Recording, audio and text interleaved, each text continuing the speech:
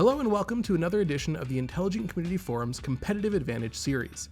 My name is Matthew Owen, and I'm the Executive Director of the Intelligent Community Forum. Today, we go to a community that has achieved recognition in our Intelligent Community Awards program as both a Smart 21 and Top 7 community, Grey County, Ontario, Canada.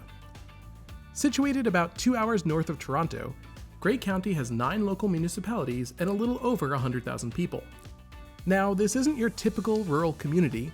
The county is a rich cultural center, home to events such as the Summer Folk Music and Crafts Festival and the Festival of Northern Lights. In fact, the county seat of Owen Sound was named the 2004 Cultural Capital of Canada. But in addition to culture, the community is also a home to innovation. And to learn a little bit more about Grey County, we're speaking today with someone I first met in 2017. Savannah Myers, Director of Economic Development, Tourism and Culture for Grey County. We were fortunate enough in 2017 to be named to the top 21 and top 7 intelligent communities, which was such an amazing experience for us and such a remarkable opportunity to bring our community together. When ICF recognized us as part of that top 21 and top 7 intelligent communities, we knew how far we still had to go. So when Lou was here, we took him on some of our beautiful back roads with the most amazing scenery and fabulous businesses. But he hit blackout zones all the way because we didn't have cell coverage, we didn't have connectivity. And you know, in places in Grey County, we still don't. Are we working towards it? Absolutely. We are seeing Swift came to life. That was, again, just a pipe dream when we were applying, but it is here and it is happening. And you can drive down almost any road and you see somebody putting fiber into the ground. So we are getting there. You are seeing cell towers being proposed. We are getting there in terms of connection. But the fact that ICF was able to look past the fact that we did not have the broadband connectivity, but realize just how ambitious we were to be able to build that community in a different way and be entrepreneurial and know that we had a huge hill to climb, but one step at a time we were going to get there, meant the world to us.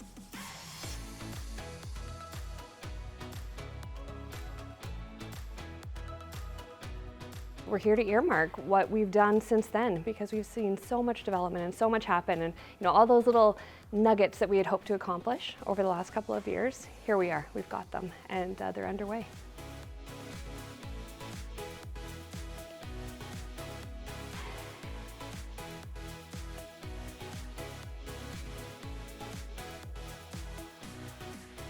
Now, a look at Grey County would not be complete without talking about its agricultural industry.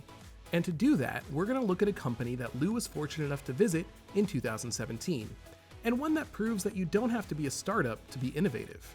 This is the Bay Growers Cooperative.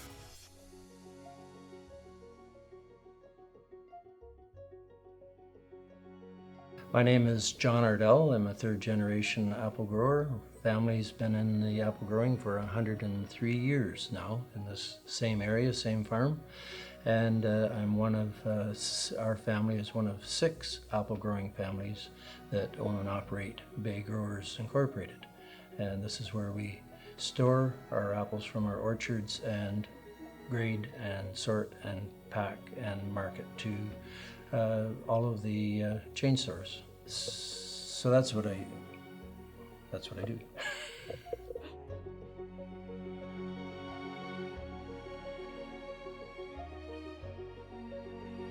So technology is something that we've embraced very heavily in. So that will include new and more modern storages, newer packing systems, sorting systems, and we are relying on high tech to help us get there.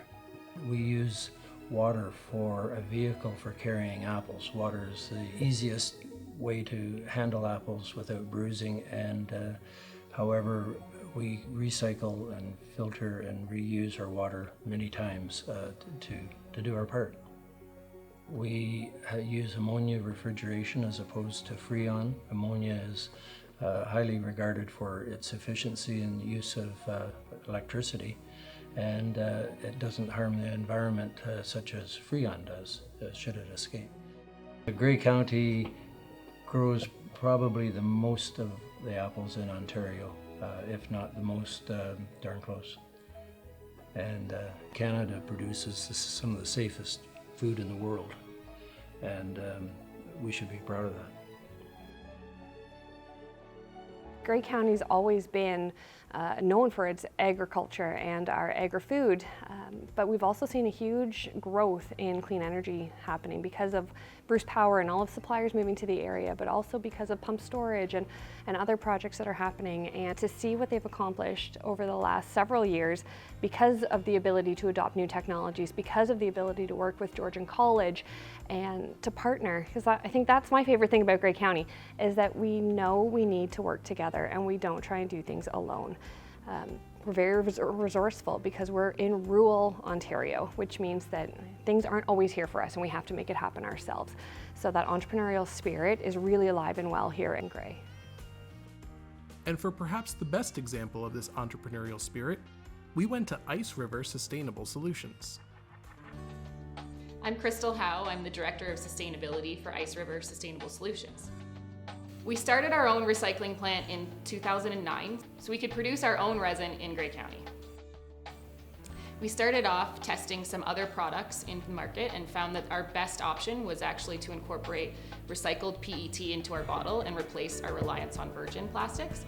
So we decided to start our own recycling plant. We purchase approximately 80% of the PET that's collected in the blue box each year and transform that back into a bottle again. Our family was the first beverage company in North America to actually start our own recycling plant so that we could reduce our plastics footprint. So from the recycling plant, we then added in our own production of film. We produce our own preforms, which is the bottle before it gets blown. We produce our own caps. And within all of those, we start to try and incorporate recycled content. It's hard to go out onto the market and request products that already have recycled content in them, so we like to do that ourselves and integrate locally. By integrating locally in Grey Highlands and in other local regions, we're able to reduce our carbon footprint drastically. So we started Blue Mountain Plastics in 2009, and we were able to achieve a 100% recycled beverage container by 2010. We were told we would never be able to do that. When you tell my parents that we cannot do something, we are definitely going to find a way to do that. I think that's part of the entrepreneurial spirit that got this company started in the first place. What we do here is we've developed an integrated supply chain, and over the years we've added a lot of different businesses to our umbrella of companies. So what started off as a bottled water company has become so much more over the years. The last piece of the puzzle was bringing in another option for our customers who may not want to use plastic. So we're able to go in with our new Green Lid company and say, here's an option that's in compostable fiber, and then we have the recycled PET. So there's options on the table for these companies who want to change and improve their packaging. Hi, I'm Morgan Wyatt, and we became part of the Ice River family of companies back in 2021. What we do is we offer a completely compostable line of tableware, products such as plates, bowls, cups, and cutlery. Everything that you see in the single-use plastic ban, we're trying to find compostable alternatives. And the reason why we joined the Ice River family of companies is that we could offer a complementary product line. So there's a lot of places where closed-loop recycling and plastics are really good to be used. Other places, if their destination is a landfill, sometimes we want to think about compostables. And it's really, now with the single-use plastic ban, thinking about how we can do that better. It was a really nice fit because there's also Osprey Organics involved, and so a lot of our products are made from farm-based waste materials. So we're looking at wheat straw, switchgrass, and things that are grown locally here in Grey County in order to start transforming that into compostable products as well. So we operate a company called Osprey Organics. We operate 3,500 acres organically. A lot of that is so that when our businesses are operated in a way that reduces our carbon footprint everywhere, we still produce some carbon. And by operating our farm the way we do with regenerative farming practices, we're able to maximize our sequestration of carbon and bring it back down into the soil, which allows our business to be carbon neutral or potentially even carbon negative. It really fits in line with the closed loop idea that Ice River has had all from the beginning with closed loop recycling, and now we're going to try to start operating closed-loop compostables. So you can imagine we're growing these crops, we're utilizing the part that's good for food, taking some of that waste product, making compostable products, and then it comes back in compost again to the farm. So it's a truly closed-loop type operation, and that's why it was really complementary, so that we could have the feedstocks and also then produce the products here in Grey County. So our business began in Grey Highlands. We want to keep it here. We love Grey Highlands. I was born here and I want my family to grow up here. It's a really great place to live. We have lots of people, lots of resources, and we just want to see this area grow and flourish.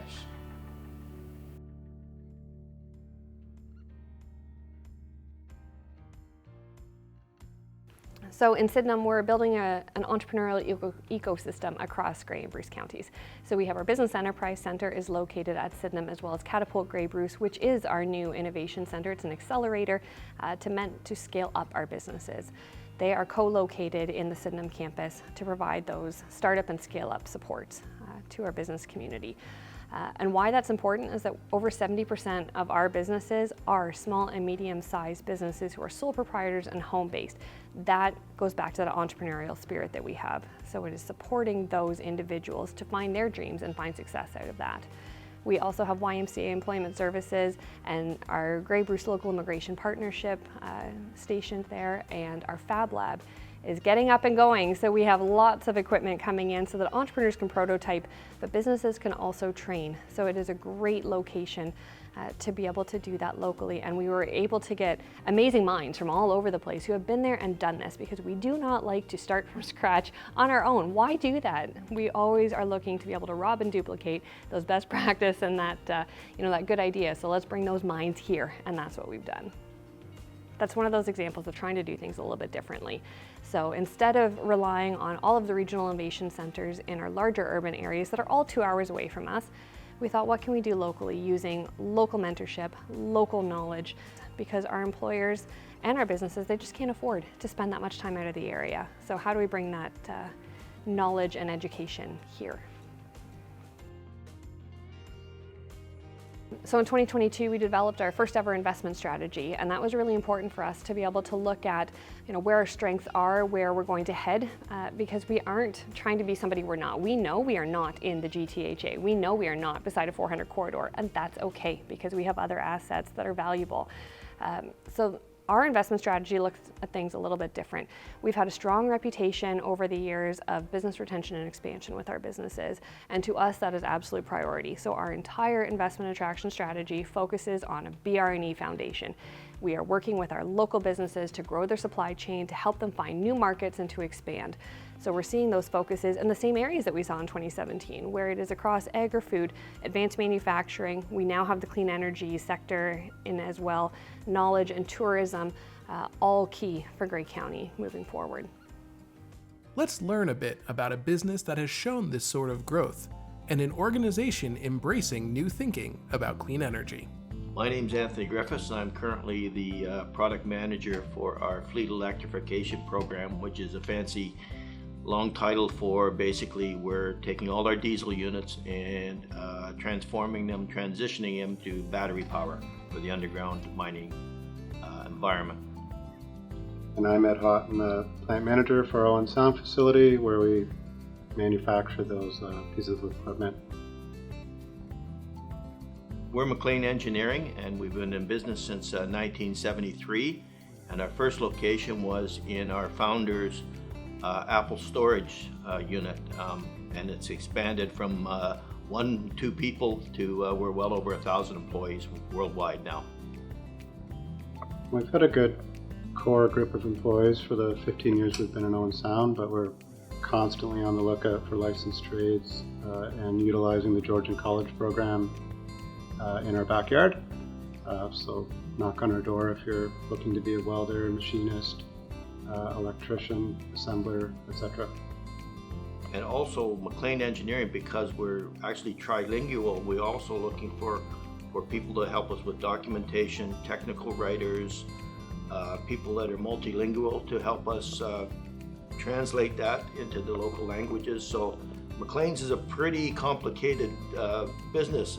when you get right down to it, and we employ a lot of people that may not be obvious, and we're not just all manufacturing, we're all aspects of that. So I think a couple of streams that we have of business lines at McLean Engineering. Our very first one was what we call the HAZPAC, or it's the eco-environmental line, and it's a machine that takes aerosols, household hazardous waste, compacts them, and we capture all three streams, whether it's the metal or whether it's the propellant gas or the contents that are left behind in the aerosol. So basically, none of that makes it to landfill, and we can repurpose all three streams. That was our first venture, and the second venture, and currently is the biggest one right now, is our electrification of underground mining equipment. I think everybody's well aware of the electrification program that goes on with cars, Teslas, what have you, and that makes good sense. But underground, in an enclosed environment, in a diesel-rich environment, switching to battery is not only economical, and it's also a very big health and savings for the underground workers. In terms of product development, we're always looking at different streams of revenue and opportunity, and one of the ones that we see a lot of potential in is the nuclear industry. We currently have mobile equipment over at the Bruce Nuclear Plant for moving their big dry storage containers, and we're also very interested in branching out into tunneling projects, whether it's infrastructure or pump storage or sectors like that, but we're very interested. We think our machines are a good fit for that particular sector.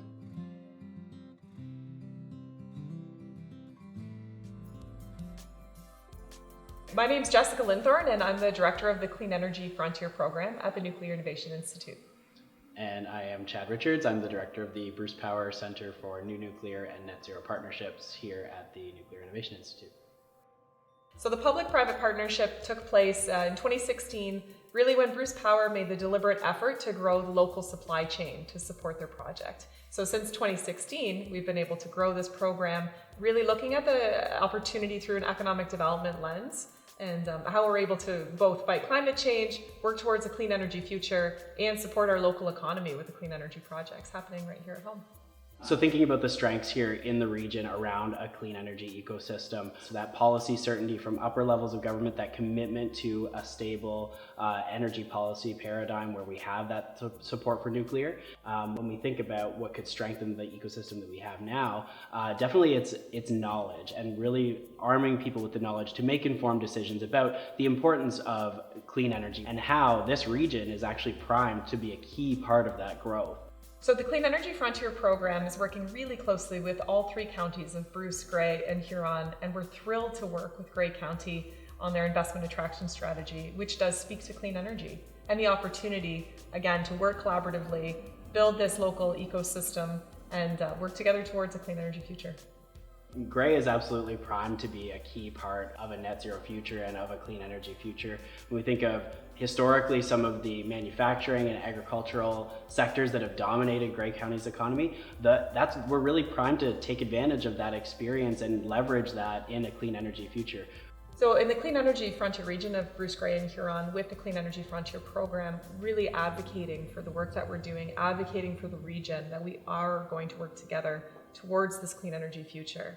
Lots of tremendous projects taking shape, lots of opportunity, and the opportunity to engage and inform the people that live here, to be really proud to be part of the Clean Energy Frontier region and advocates for our clean energy future, recognizing we do have to work together in order to have a clean energy future. And for our last company, we look at one helping us move towards that clean energy future, Hydrogen Optimized.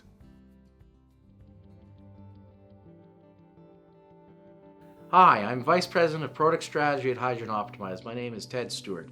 I'm a co-founder of Hydrogen Optimized, and I'm an enlisted inventor on our core patents. Well, Hydrogen Optimized is a clean technology company. We make and manufacture and design and sell a device called a water electrolyzer. Water electrolyzers take water and power and split up water into its base elements, hydrogen and oxygen. Then what companies can do when they have hydrogen is decarbonize a lot of industries that can't be decarbonized with direct electrification. You decarbonize steel manufacture. You can burn it as a flame without carbon. You can do all sorts of different industrial and mobility applications without any impacts on the greenhouse gas emissions. And a lot of these areas where hydrogen being the only mechanism to do those decarbonizations. Hydrogen has been with us in the industry, made from carbon-based sources for many decades, over 100 years. But we're really talking about now using hydrogen to decarbonize industries that we haven't used it to decarbonize, and breaking into different energy ecosystems. Right now, natural gas floats around the world as our energy commodity, but that's really changing towards hydrogen-based chemicals being the global energy commodities. When you're building a large-scale factory, it doesn't happen overnight. Firstly, industrial infrastructure is critical. What Owen Sound has, which is rather special, is a large industrial park on the shores of the Georgian Bay. And many other communities, we were founded in Collingwood and came to Owen Sound because of the industrial infrastructure and industrial park which you can find here. And a lot of communities have decided to stop having a pro-industry mindset and philosophy. And it's hard to go a decade without large new industry moving in. But since Owen Sound had policies and efforts to maintain that dedication to having industrial buildings, industrial zoning, industrial parks which are dedicated to that, we can see a future of growing and staying in Owen Sound. So that is really at the crux of it. The next major area is labor. Because we're sitting right now in what used to be the Tenneco factory, where we now have a large footprint and we're looking to expand that footprint in the building. We're hiring back engineers who have went away for school but couldn't find certain engineering jobs in the community, which you would easier find in the GTA or other locations. So I personally think Owen Sound has an underutilized talent resource. One of the folks we were hired, who's a skilled millwright, was working as someone doing a garbage route before they were working with us, because there was underutilization of the skills locally in the community. So we really see that as a great asset.